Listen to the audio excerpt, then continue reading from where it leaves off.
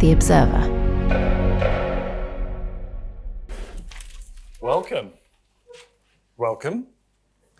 How are you finding the, I'm Giles, I'm Deputy Editor at The Observer. A deputy, we have two. How are you finding the kind of, the coffee table vibe? Is that good? Yeah? Right, please raise your hands if you have read, raise a hand if you've read a newspaper today. Please keep your hand up if you have read any of the Daily Telegraph, the Mail, the Sun, the Express, the Mirror, or the Star. Still got one hand up. Sir, what was it? One article in the Mirror. One article in the Mirror. Because it was about something we said. Okay. Interesting. Well, I ask really in the spirit of self-reproach, because I really don't think you have a clue what people are interested in unless you read them all. But of course, we don't have time for that. So what we're going to do is we've each picked a light story and a heavier story which to discuss. But please, it'd be so much more fun if everybody pitched in. You can pitch in at any point. You can heckle, you can laugh, but above all, you can tell us which stories are important to you. What was this story about in the Mirror? This was about forget the so we strictly cut death. And he got about that. You and did. Yeah, so. He died. So, despite having lectured. Is this Thomas Bosch Skinner? Easy. Yeah. And I'm intrigued. How was this of interest to you at work? Well, we provided the bounce pad loop. He provided the bounce pad loop. Okay. As a development bank. And did you see the story in a printed copy of the Mirror? No, that was online. Well, I got the NLA printed version as well. Right. Yeah. I'm sorry to do this, but let me just rephrase my original question. Can you raise your hand if you've read a printed copy of a newspaper today? 1, 2. Which one you, sir?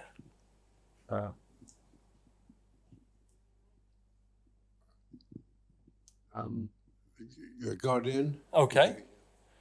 And you, sir? Just these. Oh, okay. Oh, I'm not sure. And the Metro. I'm not sure that counts. But this is really, yes. Well, I don't know if it counts because it was top Sunday Times and slightly out of date. Of rereading a couple of columnists in there. Okay, that definitely counts. That definitely counts. We produce a printed physical Sunday paper, and we very much hope that it stays with you all week and that you tell the advertisers how much you've enjoyed it. Tuesday, Wednesday, Thursday, Friday. Okay. So let's see what you guys have. Let's start with you, Zing Tseng, and I must introduce Zing for anybody who doesn't know her. You are, among other things, a co-host of the Good Bad Billionaire podcast, of which a new 3rd series is starting on BBC Sounds this week. So we launched a new series on Monday, which you can get on BBC Sounds, on the World Service, and on all streaming providers that you listen to podcasts on. And this is partly a cheat because one of these two you've answered already for me, but just give us a quick taste of your most and least favourite billionaires. So my most favourite billionaire, and this is a podcast where we kind of trace billionaires from making their first million onto the billion and beyond. My most favourite billionaire was a guy called Chuck Feeney, who was an Irish-American billionaire who invented duty-free shopping, which is quite funny because you can't really imagine an airport without duty-free shopping. But yes, he was the founder of DFS, way back when, sort of 50s era, became a billionaire and then spent the rest of his life attempting to secretly give it away. So he is the person who has funded quite a lot of university research in universities in the Republic of Ireland. He was also the person who funded Sinn Féin's first political office in Washington, D.C. in the 90s. So, really interesting guy who invented something that we all now take for granted. So a really intriguing story. And least favorite billionaire, I mean, I personally hold no animosity towards Taylor Swift, but she is definitely not doing very well in the popularity stakes this week after her new album came out. So she is one of the billionaires, I think, whose star is sort of slightly going down. We might even be going to hear a little Yes. more about that. But I mean, come on, you've let an entire category of Russian billionaires off the hook. Yeah. But have Russian billionaires ever written a song as catchy as Shake It Off? So, No. Okay. After that preamble, what is your not too heavy story of the day? so my not too heavy story, which is slightly heavy because it does involve a very sad death, is the death of Jilly Cooper. I actually don't think either of you have actually. You don't know who I've Jilly. never read a Jilly Cooper book. Yeah. We're so confused by that romping piece. But it's worse than that. Bonkbuster is what I've. Yeah. Is it not the case that not only do you never read a Jilly Cooper book, but you didn't know who she was? This is Barney McIntyre, ladies and gentlemen, business news editor at the Observer. I mean, she's a publishing story in the business world, apart from anything else. But we'll let that pass. Yeah. But what in particular about Jilly's death has struck you? The fact that every single newspaper has run something on her, which suggests a kind of cultural dominance that very few British authors ever get to wield over society. So, even just taking, the Daily Express's obituary, they've got a gigantic spread about her, talking about how women of a certain age got their sex ed from her books. Interestingly, Vogue also has a column about how millennial women got their sex education from Jilly Cooper. So clearly Jilly Cooper was educating different generations of women about sex through the Bonkbusters. And for people who don't, haven't read Jilly Cooper or haven't watched Rivals, which is her Disney Plus TV show, I mean, it's basically all set within a certain chattering class of countryside elite. They're all bonking each other. They're all riding horses. They're all having affairs. Some of these things intersect, but not always. And yeah, she was introduced to a whole new generation with that Disney Plus TV show, which is enormously popular. And I'm sure there will be more adaptations to come. So I think her death kind of is a really interesting moment for British culture and television where, it's very rare that you see something happen and you're like, wow, Rivals could be the start of an entirely new intellectual property franchise. And I think it will be. I think there are already plans to film the new series, or I think they are already filming it. Of Rivals. Yes. Are you enough of a connoisseur of her canon to... you say there are going to be more adaptations. There are specific Jilly Cooper titles that you imagine will be, or that the papers are saying are going to be. So basically, there are 11 novels in the whole series, Right. Including one called Tackle! Tackle. Yes. I don't know what exactly is being tackled there, but I'm sure you can use your imagination. And that is just the 11th out of an entire series of novels. All the characters reoccur. It's a bit like, I guess, Lord of the Rings without elf ears. So it could run and run and run, basically. And one of the characters is based on the Queen's former husband. Yes. Is that right? Which is very interesting. Do something. Yeah, which is very interesting because the Queen has written basically a tribute to her. So, they were clearly quite close. So the Queen clearly didn't mind that one of her ex-boyfriends being written up in novels. Was that in the mail? Where did she... Do we have that? Yeah, so Queen Camilla's first husband, Andrew Parker Bowles, is said to have been the inspiration for Campbell Black, who's this notorious philanderer in the book series. Yes. Yeah. And who's got the Queen's actual tribute? Mostly everyone. But Oh, she didn't. It's the mail. Queen Camilla on Jilly Cooper. May her hereafter be filled with impossibly handsome men and devoted dogs. So they've actually got a Sounded piece very big. by Camilla inside. yes, Yeah, I I think think so. it was a comment that was given by the palace. Oh, I see. Yeah. It's not a bylined piece by No, Camilla sadly Parker not. Bowles. I wish. Am I allowed to say that she has a reputation as the laziest royal, so it's unlikely she would have written anything? I mean, that is also highly likely. So I don't think I feel that there was probably a comms advisor who had a lot of fun writing that Yeah, tribute. yeah. And they've done a good job because it's basically led all the headlines. Patricia, confession time. For you, I'm not going to make any confessions, but had you heard of her? So you hadn't read anything by her either? No. Are you going to now? You're going to watch Well, it Rivals? sounds like I've got a lot to learn based on what you described. Yeah. Yeah, go on. No. I mean, I haven't seen Rivals. Raise your hand, please, if you've seen any or all of Rivals, the latest series. So, guys, trying to educate the younger journalists amongst my congregation. That's quite a lot, right? And of those of you with your hands up, who hopes that there will be another series? Pretty much as many. Okay.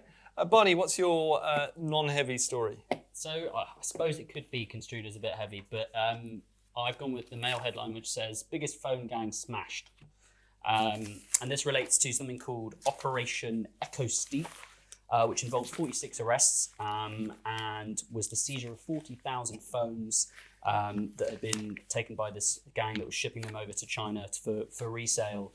It accounted for 40% of all thefts in London, apparently, and handsets were being sold for £4,000 pop. Seems like quite a lot, in my view. But I suppose the thing that kind of struck me from this story is it's kind of simultaneously incredibly sophisticated, this sort of heist, but also quite stupid. So in one example, it turned out that part of the investigation had involved following two men who were codenamed Heron and Seagull, and they went to a shop and bought over 2 kilometers of tinfoil, because what they did was they wrapped the shipments of phones, each phone in tinfoil, in order that you couldn't track them. Wait. So they then did what with them? Pass them through machines that couldn't see through tinfoil? I'm not altogether sure, but basically the idea is that they would. The reason this thing got busted was that a woman had basically obviously used Find My iPhone and had worked out that her phone was somewhere in Heathrow Airport, tipped off the police. The police go along and find a huge crate of 895 phones that they ended up, and that sort of led to one thing to another, eventually basically busting this gang. I suppose it's just, it always staggers me how kind of actually exceptional this sort of crime can be in terms of its sophistication, but at the same time, it seems really obvious. And you wonder, surely you just turn the phone off, and that sort of thing. So the Times has a version of this story too, by Ben Ellery. It writes, one man charged with handling stolen goods after being stopped with 10 suspected stolen phones at Heathrow had travelled between London and Algeria 200 times in 2 years. Do we know whether that is a part of the fencing process? Like, is he managing to fund 200 return trips to Algeria with the proceeds of the stolen phones? Well, I suppose so. I think part of the thing is that phones are broader, especially Apple, which I think makes up sort of 80% of these phone thefts, is actually harder to acquire in other countries. So, if you are in Algeria, there's a chance that you're not going to be able to, there's not as many Apple stores. You actually might be able to buy an iPhone for a much larger price than you would here. So I suppose there is a sort of markup. There is a margin that you're talking about there that they could actually make some profit on. Patricia, have you ever had a phone stolen? Yes, because it fell out of my pocket and then someone grabbed it, so it was on me. And Had it. I've had my phone snatched twice. Yeah. And just how cheerful was that for you? So first I was on Shoreditch High Street and it got snatched out of my hand by a guy on a bike, and I looked over to someone who was watching it all unfold, and he just looked at me and then shrugged like, That's right. which was not very helpful. And then the second time was by someone on an e-bike, so it upgraded. So the first time was a regular bike, and then it became an e-bike. And I'm sure, third time lucky, I'll get mugged by someone on an e-scooter. Yeah. If I know indignity. I saw someone trying to snatch someone's phone out of their hands and then falling off his bike. Oh, nice. And then what That's happened? Fine. I can't remember. He just sort of like tumbled into a pile on the floor, and then the person grabbed their phone back. There wasn't a citizen's arrest or something satisfying No, like everyone sort of awkwardly walked away. What I find remarkable about the story is that I know that these two people in the last years had their phone stolen and seen it on the Find My iPhone or whatever, Find My Phone, in other countries, and have tried to report it to the police and they've done nothing. And it's extraordinary that they've sort of, you say that there was one one particular person got it, attention of the police. It's extraordinary because I know loads, at least two, who have had that experience and have sort of tried to say something or raise concerns about it, and it's gone absolutely nowhere. Yeah. I mean, I wonder if they are logging the crime and just kind of keeping it in store for later when they go and do a massive bust on these places. I mean, that's possible, isn't it? Sure. Yes, they've not done anything in that particular case, but they're sort of collecting the information. I don't know. Yeah. They caught it this time was because it was in a customs depot at the time. So when it pinged, they could communicate with the customs. They opened it up, and it was about Other countries too late.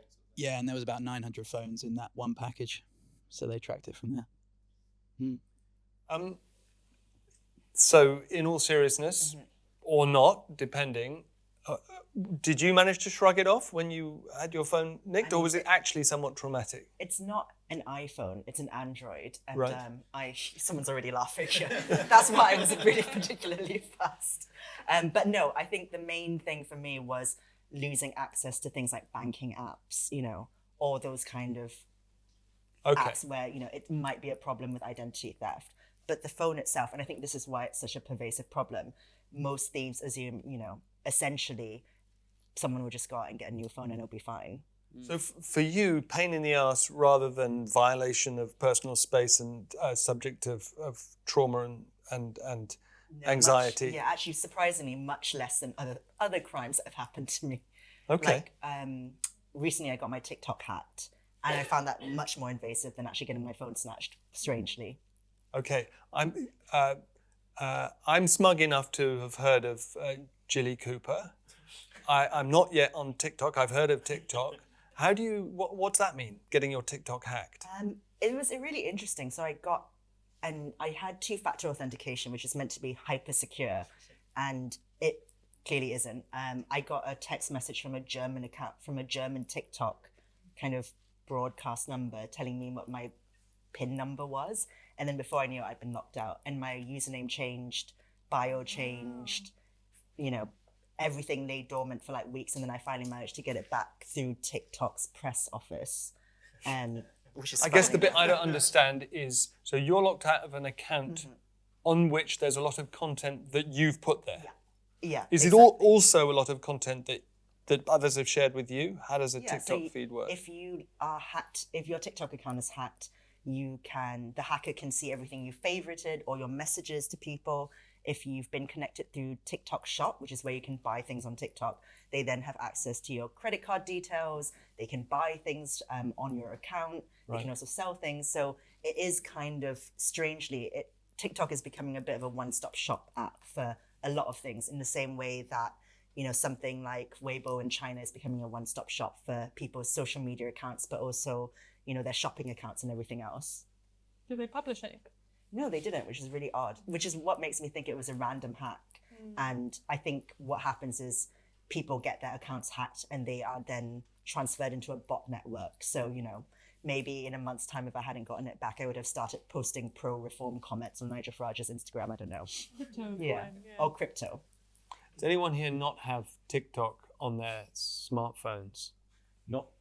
No.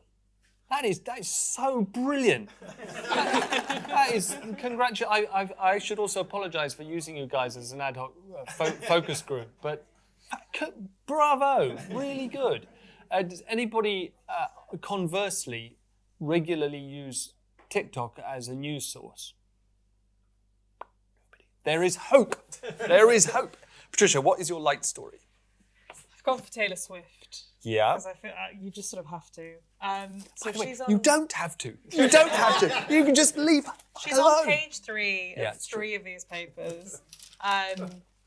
Basks in glory, record sales, red hot. But what I thought was interesting was this, also on page 3 of the Sunday Times, where basically it says 3 days of Taylor Swift cinema was still not enough for the fans. And it hints, so she's gone to the Taylor Swift cinema experience, which is linked to the launch of her new album. Okay. And it includes some quotes from some sort of fans who've gone there who are super excited and who clearly sound quite disappointed by the album. But what's the cinema experience? Have you actually seen the cinema I experience? have not seen the cinema experience. Audience for one. For this one? Right. You got Go caught on. in the audience. How does that How did work? that happen? Yeah, so they did it at Genesis Cinema on Mile End. And there was no posters of Taylor, there was no advertising on the awning, but there was this sort of lifestyle cutout at the base of the stairs. And suddenly we were surrounded by these women all dressed up, and they went upstairs and then they sat in the cinema and they all piled back out again. And That was the cinema experience? There wasn't a film? something happened in the screen. Oh, okay. But even the staff But you were asleep? No, even the staff didn't know what was really happening. They said there's something going on with, so they get Oh, I DRM, see. they plug it in, it plays, and then people leave. Because as far as I was aware, there was no paid tickets for this. It was either sort of done online or through something, but they certainly weren't buying at the box office or coming in through the box office. Okay. So it's my understanding of what it is that it's her album, which she's just released, and it's sort of got behind the scenes footage and it's sort of her talking about how she wrote the songs and so on, and as part of this whole branding that she's doing, which is that I'm giving you the songs and I'm giving you a chunk of my life to go with it. But basically the reason I chose this story is because this was the first one that hinted at something negative. Zing mentioned earlier that there's been, on social media, a huge kind of pushback against Taylor Swift and this album, and for the first time in a long time, this kind of feeling of frustration that she might be kind of exploiting some of her fans. So someone pointed out I saw on Twitter today that the album's been out for like 3 days, and she's already released 29 versions of it that you can buy. So there's the acoustic version and the deluxe version with special voice note that I sent to the producer the first time, and then there's 5 different covers of a different. And people are starting to feel that she's exploiting her fans. Zing, you just made a documentary about her. Yeah. So I recently did a documentary for Channel 4 just called Taylor, which is about kind of the rise of Taylor Swift from her beginnings in country music to where she is now. Sadly, we also stopped filming before the new album came out, so it's ever so slightly. It's still relevant if you want to get a crash course in understanding who she is and what she's about. But even before the new album came out, there were already kind of rumblings within Swiftie land of, this idea that she's kind of pushing her luck a little bit. So she was re-releasing these old albums that she'd made when she was signed to another label, ostensibly as a kind of girl boss move. She's reclaiming these masters that she didn't have control over, and people were streaming Taylor's version of these albums. And then she kept putting them out and putting them out and putting them out, and in the process pushing off a lot more artists from being number one, because every time a new re-release came out, Taylor's would immediately knock anybody who was on top of the charts off. So I think there was already a little bit of cynicism building, and I think the fact that the album is actually not very good, and a lot of Swifties are actually coming out and saying it, is not helping either. Fascinating. 3 quick things. I didn't introduce Patricia Clark, our technology reporter. Patricia, welcome. Secondly, isn't it? I know nothing about her music. I'm sorry, I'm confessing to a lot of ignorance this evening. But isn't she exploiting herself as much as she's exploiting her viewers? Because as far as I can tell, all her albums are about this stage in her life, right? Yeah. And I think that what's sort of interesting about the latest album, from what I've seen, is that a lot of the kind of narrative through her early stuff is about, being a high school girl who's kind of on the not one of the popular girls, and always slight victimhood, slight I'm not in with everyone else. And now that she has had the biggest grossing tour of all time, she's still got a song called Cancelled on the album, which is about how she got cancelled, and it's all about Kanye West, who she had beef with. I think that's what the song's about, and wronged her.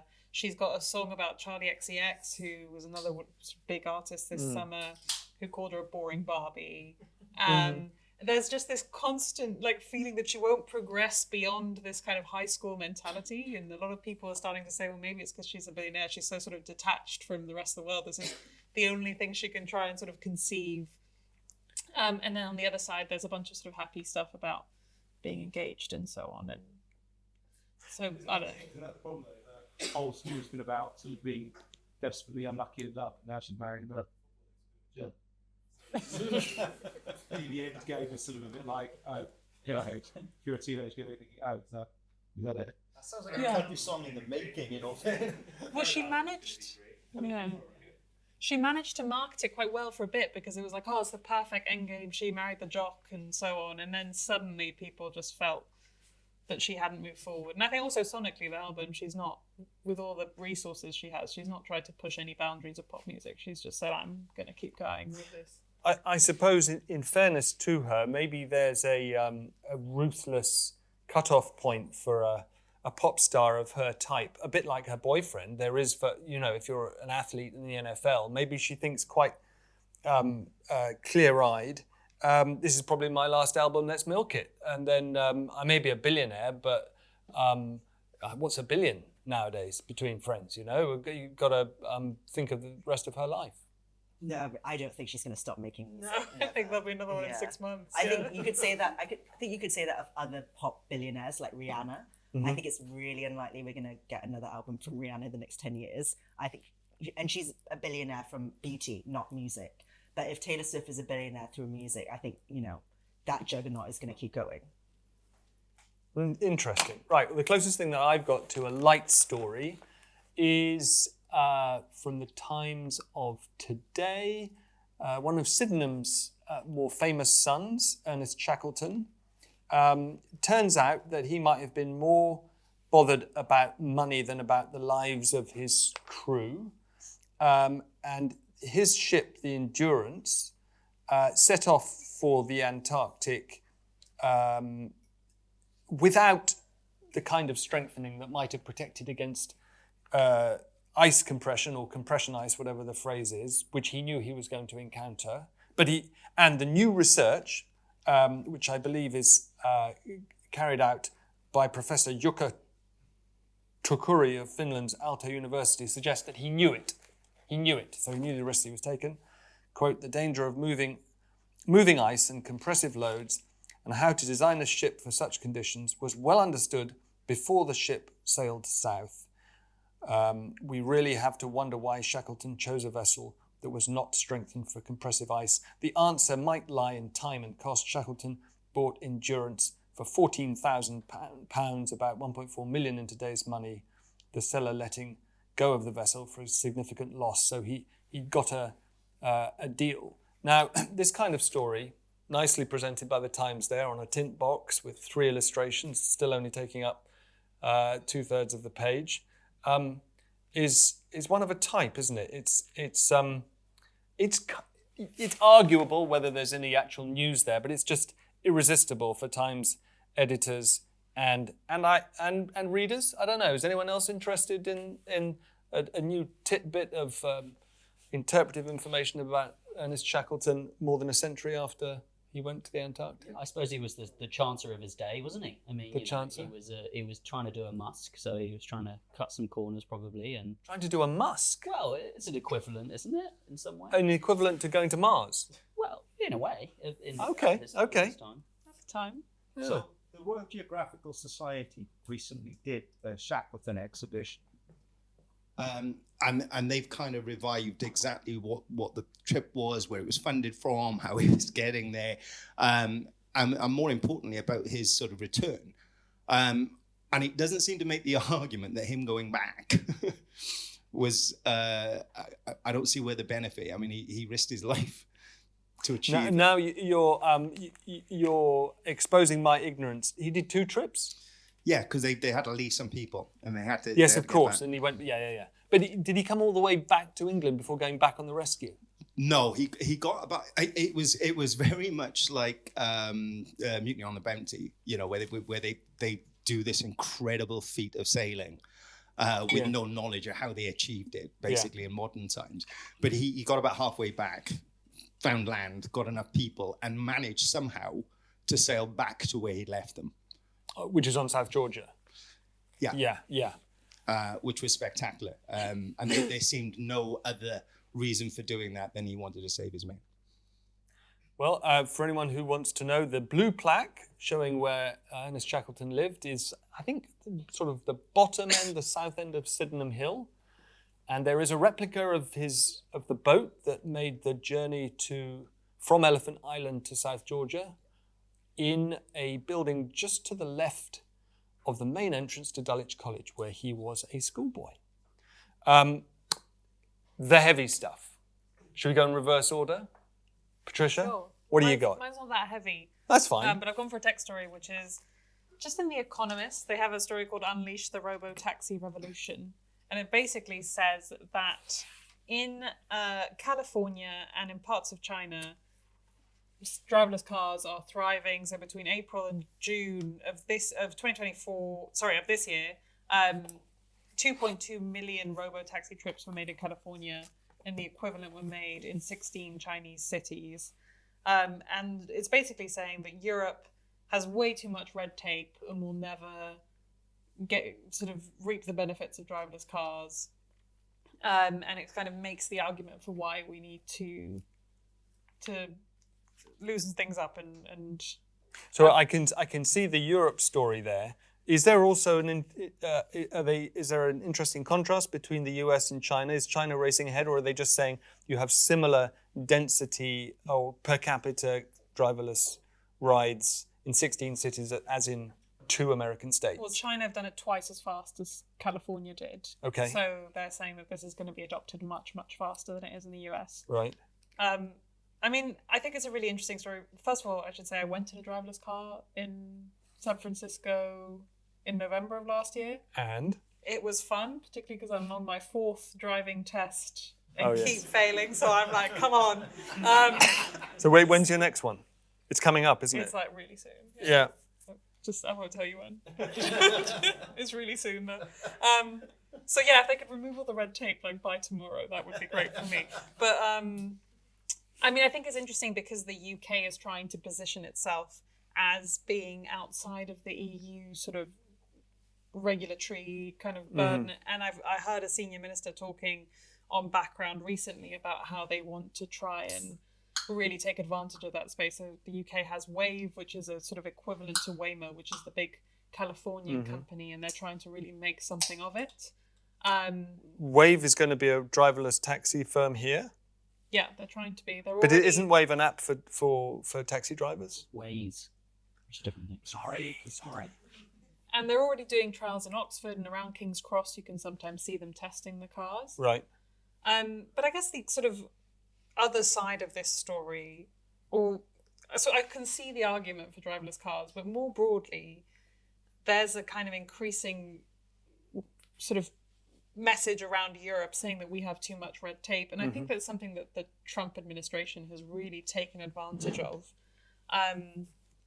And, you know, as someone who covers emerging tech, a lot of AI and biotech, they really pushing this message that we just need to be able to move forward with our technology without anyone telling us what to do. We can't end up like Europe.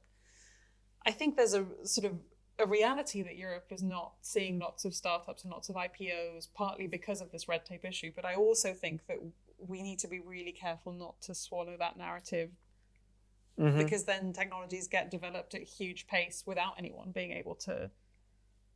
But to two do things anything could be about it. true at the Two same things are time, true, can't they? Which is absolutely, I hear you, on the Trump administration demonizing Europe for a whole variety of reasons, including overregulation, and the accusation being true at the same time. Yeah, and in support of my argument, can I quote Carlos Cuerpo, the economy minister in Pedro Sanchez's Spanish government, in yesterday's FT? The hard truth is that Europe's own single market remains riddled with barriers that complicate. I can't read my own writing. Well, let's just say it's complicate expansion. That can make expansion abroad, forgive me, easier than at home. So that's barriers to investment, But I would say that overregulation was a subset of that, right? Yeah, I think both things are true. I think there's an amazing piece in the New Yorker a couple of years ago about how the crypto industry did this amazing job of hiring this PR guy who then went on to work for OpenAI, who made crypto a voting issue. Like, the average voter 2 years ago, you wouldn't have said, do you care about crypto being part of the economy? But he turned it into this thing about innovation and moving fast and breaking things. And I think that message, that incredibly powerful PR message, which was lobbied by PR companies, has stuck. And so while I think that it could be an opportunity for us to remove some red tape and really have, push forward our economy, I also think we might end up doing it at the expense of actual legitimate regulation for some of these technologies.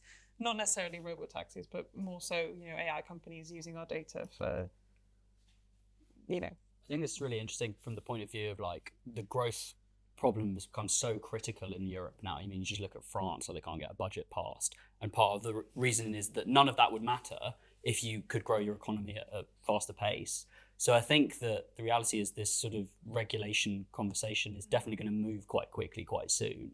And especially when it comes to things like being able to do a merger across a border or regulate for AI effectively, there'll have to be some movement in there if Europe wants to sort of get on and I think it will probably require like choosing specific industries, like maybe driverless cars is not what we should be doing. Like, it will involve. You're obviously a convert, having been in one, but I think maybe we should all get in one and see what it's like. How much of a psychological hurdle is it to get into a driverless car and feel safe? That's my question, because I don't know how many. Raise your hand if you would feel safe in a driverless car. So you're raising your hand if you feel safe. You would feel safe in a driverless car. Is that right? Yeah. Is it possible? Is it possible to driverless in the road system as it works? Yeah, Well, go ahead. I went in one in San Francisco, and you can call it like an Uber, and it comes up and it's got your initials on the top of the car, so you know which one to get into, and then it gets in and it's like, hello, Patricia. And you can pick a song to play and so on. It's amazing how quickly it becomes being in an Uber. It just sort of, What are the other cars? Just normal cars, and also in San Francisco, which is really hilly. But they've tested it a lot. There have been a couple of deaths, but mainly in what they call. Sorry, I've sold this really badly, but. You mean what about bumping into actually, can I quote The Economist on this, because it is a risk with humans at the wheel as well. Yeah. Waymos are involved in 88% fewer property damage claims and 92% fewer injury claims per mile than humans. I did see the other day that a Waymo did an illegal U-turn in San Francisco, and they tried to ticket it, and then they got there and were like, oh, hold on. So they're still hashing stuff out. But yeah, it's really amazing how quickly it becomes normal. Yes. I think what you see about the U-turn there, and actually try to take who is liable. I don't think we know. The driver's liable. You're liable. But who is liable for a driver? Well, hasn't that been the big regulatory question amongst others? But and resolved. How's that? Do we know how that's been resolved in the States? It's the operator, right, or the manufacturer? The U-turn hasn't been resolved as far as I'm aware, but there was a case of a Tesla that killed a woman who was crossing the road with a pram.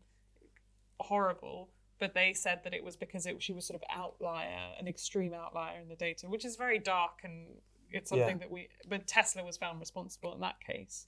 And isn't it the case that this all started in San Francisco, which, as you say, is up and down, but it's also on a grid.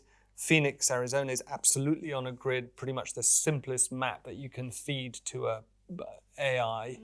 But Paris is not like that. London's not like that. Barcelona's not like that. Barcelona's a bit like that. But and it's just going to take much longer for. And it'll be much more expensive for some of those cities to. Yeah, and surely, just the most important part of this. Imagine if you passed your driving test and then all of us at fifth attempt, right? And all of a sudden it turned out to have been pointless. that. I'm so okay with that. So okay with that. I never have to drive again. You know, most people are driving automatic cars for their driving test now. Most people are driving electric. It's only Another step, right? It's true. One interesting thing that I've heard is that the worst thing about driverless cars is the fact that they're cars and they are polluting and.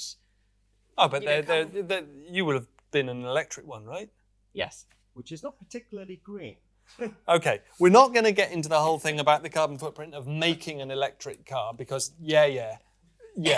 But it is the case that nothing comes out of the tailpipe, and that makes a huge difference. But Zing, just getting beyond the psychology of getting in, the story is the psychology of getting into a car. The story that Patricia's talking about is whether Europe is sabotaging its own development with an addiction to red tape. Cliche or grain of truth? Probably has a slight grain of truth, particularly now when you look at what's happening in France. The government has essentially collapsed. The Prime Minister has resigned after, I think, 28 days, which is a new record. Two Scaramucci's, half of a Liz Truss sort of thing. Yeah. There needs to be a new kind of measuring jug to kind of measure out how much time leaders spend in the top job. But yeah, I think when there's kind of internal conflict and instability within member states, particularly in places like France or Germany, that then bleeds through to Europe. And then that also bleeds through to, things like regulation, things like red tape, things like how quickly can countries agree on adopting policies across the whole of Europe. So I think, there is a grain of truth to the idea that red tape is an issue. But, if all these European countries are working flawlessly, I don't think we'd be talking about it.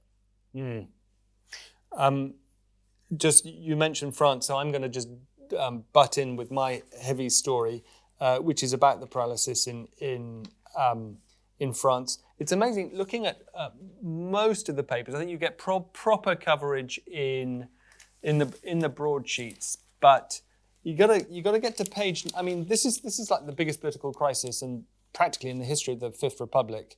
You got to get to page 9 of the iPaper before it's mentioned. I don't know how far in there, but Leo Sendrovitz, who I haven't heard of, and doesn't even have a Paris dateline, makes the suggestion that if political paralysis in Paris delays the promised rise in French military spending, that will complicate the Anglo-French bargain that underpins European security at a time of Russian aggression and doubts about Washington's commitment. Interesting point. I hadn't thought of that. I had worried quite a lot. Page 1 of the FT, good for them. I had worried quite a lot about the impact of what's going on there on the EU generally, not least because Bardella, what's his name? Is it Bardella? Jordan Bardella, yeah, has said that if he gets a shot at power this time, he will be coming not just after aiming to dismantle le Macronisme, but also Macron's approach to the EU. And it won't be long before commentators are saying that where Britain went, the domino effect has started and you no longer have proper buy-in to the EU from one of its founder members, which at a time when Putin is still deeply embedded in Ukraine would be pretty worrying. So anyway, I was interrupting the flow of events. Who's going to be next with their heavy story? Barney. It's got a good news and some bad news in this, and it is about carbon footprints. But there's a line in this FT article that says, so basically, OpenAI is targeting a 10% chunk of AMD, which is this chip maker, in a multi-billion deal. And it says that the US-based artificial intelligence startup said it has agreed to purchase processors with a total consumption of 6 gigawatts, roughly equivalent to Singapore's average demand. And I assume that means yearly. And I suppose aside from the kind of AI companies buying into other AI companies, which I do think is potentially a bubble, is potentially a problem, the sort of bit of that story that really speaks to me is what are we going to do about this massive jump in energy demand? And the good news is that there was also news this week that the world's wind and solar farms have generated more electricity than coal in the first 6 months of this year. Hugely First good news. time. First time ever. And they've also, renewable energy generation has outpaced the demand for additional demand for electricity. So we're humming along at a moment where renewables is just about meeting what we are putting on in terms of additional energy demand. But the fact of this sort of AI story that we're going to see is that is going to massively jump now. I mean, I was looking at some statistics. We published a story this weekend about how, just 10 data centers in Britain, if they do come online and they are using fossil fuels to power them, would basically wipe out the emissions that have been abated in the terminology from switching to electric cars this year. So I just think like what these deals, this sort of raft of kind of AI deals say is we're worried, or the tech billionaires who are doing these deals are worried about the level of energy they need to supply this thing, and are therefore, signing on the dotted line in order to try and get demand going for this thing. But where it comes from is the big question, I think, is like nuclear. They're also. I mean, Bill Gates is actually investing in old-fashioned nuclear fission, right? As the answer. So Sam Altman. So Sam Altman, although his project is quite interesting, Oklo, it's like a sort of smaller version of nuclear, and it seems like it's having some trouble getting off the ground, to be quite honest. I mean, nuclear projects traditionally take, decades to build? I mean, you've seen this in this country. It's very, very difficult to get a large nuclear reactor online. To get a small one on that we've never seen, there's never been one tested in the world. I mean, they've been tested, but they've not been made. I think it's a real challenge. It's also another email rush. Yeah. True. Also, the other thing is the water consumption of data centers. On the other day, and they were saying this new data center, it uses the same consumption in water in one day that a medium-sized British town would use in a year. Wow. Well. So it's not just electricity, also water and for cooling. Would that have any effect what happens if the AI bubble bursts? Would the energy consumption demand go down, or do you think we're just on a ramp up now, no matter what happens to the bubble? I mean, I don't know if you want to answer this, Patricia, but I feel like so much of certainly the US economy is like tied to this thing that it will just keep going, and that, data centers will get built. It will continue. So we just need to work out sort of how they are going to be powered, I think, is the main thing. If the AI bubble bursts, I think a lot of other bad things will happen. I think people will just... There's a sort of gap between the people who actually are using ChatGPT. I mean, I can't remember how many millions of users they've said that they've got every month. The company's also just launched this. I really wanted to talk about it today, but it's actually not on any of the papers. That they've launched this AI video generation app where you can put a video of yourself, but you're AI generated.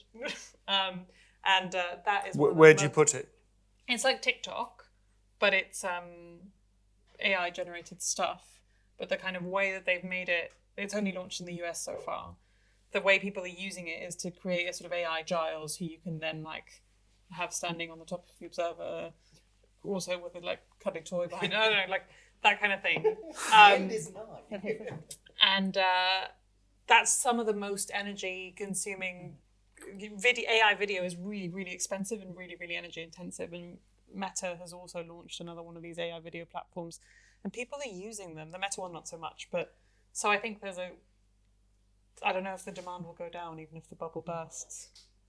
It's it's a mind-melting situation that the energy demand is going up exponentially. The money invested in chips is going up exponentially for a technology that could prove a bubble. It could equally destroy millions of jobs. It feels like a sort of species suicide event to me. I'm sorry to sound a bit negative.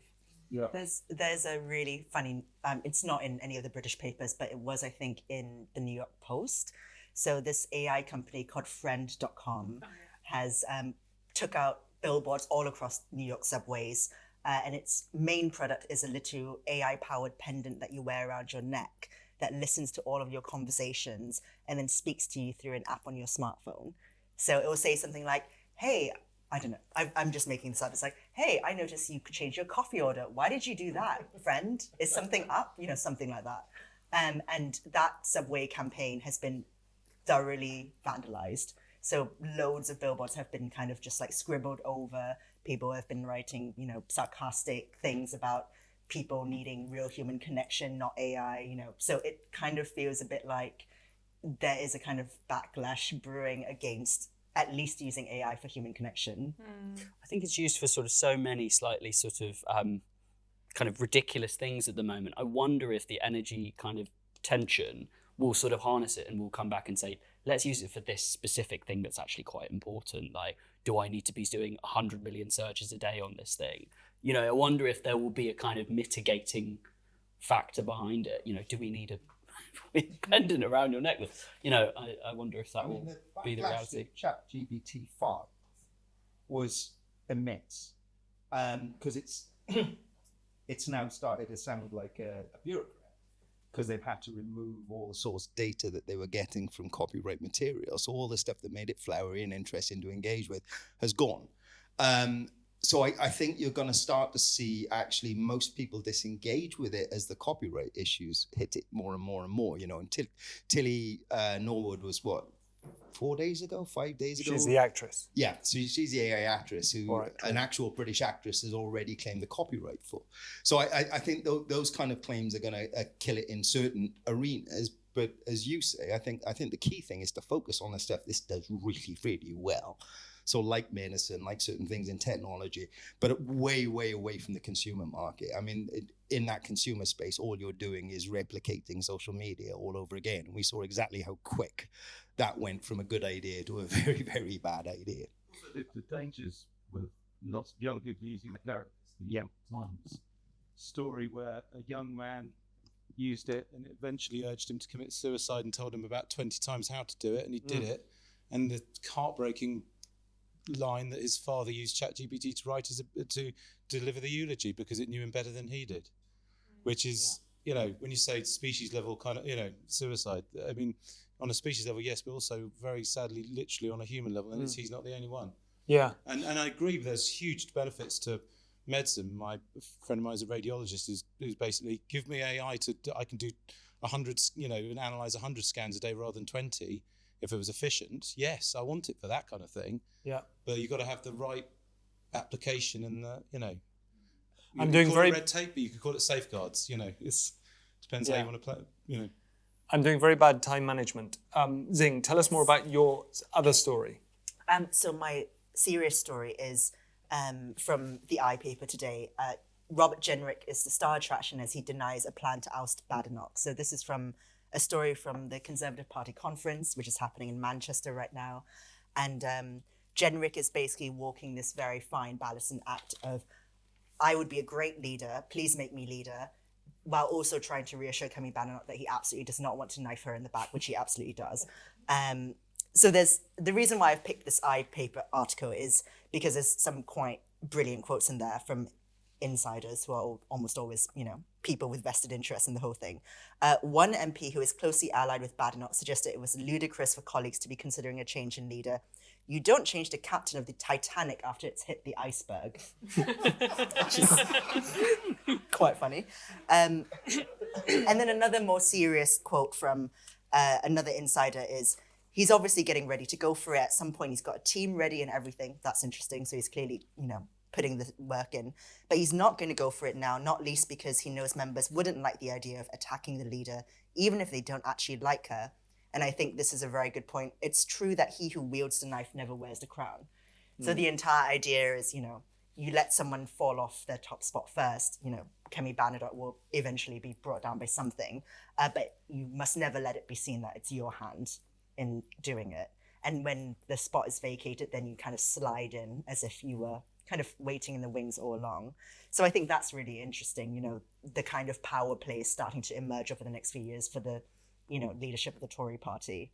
And there's a sense slightly with this, isn't there, that he saw Burnham go too early last week with Labour. Yeah. Let's not do a Burnham. Yeah. Yeah, and Andy Burnham did, I mean, how many words was it? Like 2,500? Like, it was essentially a long read in the New Statesman outlining his sort of pitch to be Labour leader, and then he very rapidly scaled back on it and was like, oh, actually, no, Scott, that wasn't me at all. Just actually, thanks very musings. much.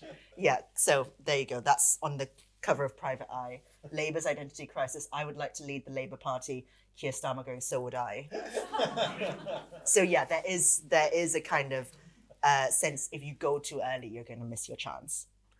And a sense that both parties face very bruising local elections next May and probably leadership challenges afterwards. Exactly. So although I do want to note that, and this Private Eye has put this very well in their issue this week, which is basically about a poll in which it says if there was an election tomorrow, Nigel Farage would be Prime Minister. In an amazing poll conducted by the Pointless Polling Company, it's revealed that voters' intentions may well change over the next 3.5 years, and at present it's 100% impossible to guess what the next government might look like. However, 99% of journalists agree it would be much more fun if we had an election tomorrow, everyone resigned, everything was chaos, and Farage let go at being Prime Minister because it would make for much more interesting copy, which I think is good perspective. We're 3.5 years away from a plausible next election. So a lot of what is being said now is really just the run up to an election in quite a long way away. Yeah. Okay. Technically speaking, we're out of time because it's 7:30 and people have places to go. So rather than ask you guys what you think of the Generic story, though you can yelp, I'm going to ask Hannah to run around the room very, very fast with the microphone in case anybody wants to mention a story that we haven't mentioned that we should have. Or any of that?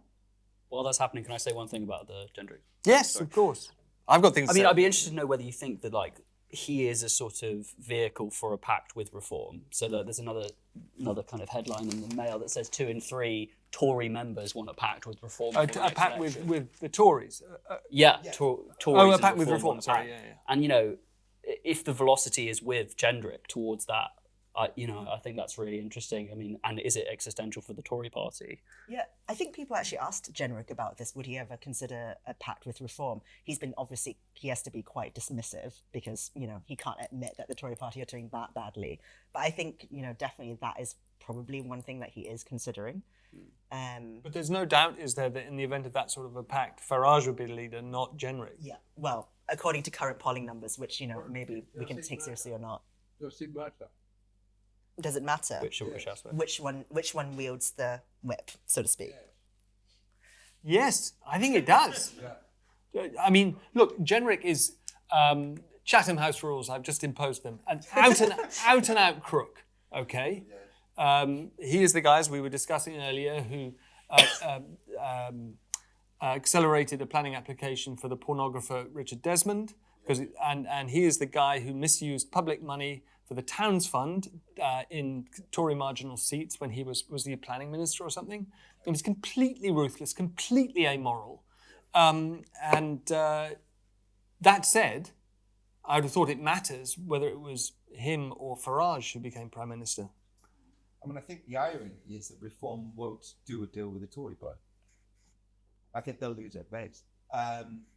Because that is the whole point, is they exist outside, everybody in this room knows that they're parity, but for their base, it is, oh no, we're anti-establishment, and the Tory, there's nothing for establishment.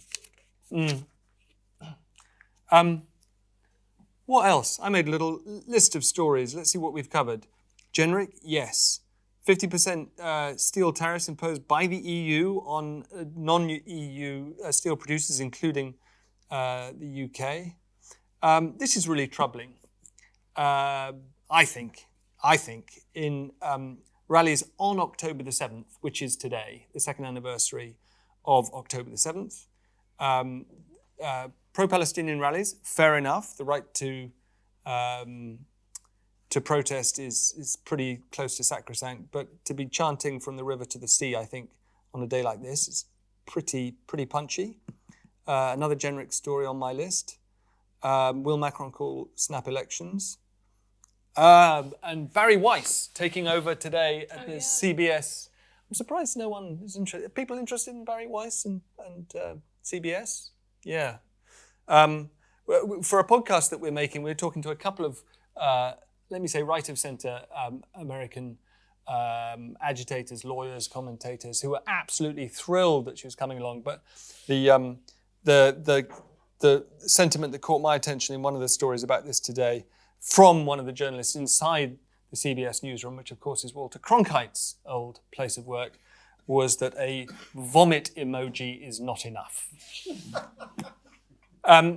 Do stick around. There might be some more wine.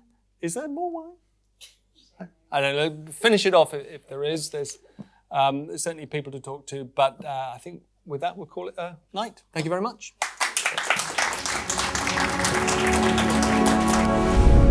The Observer.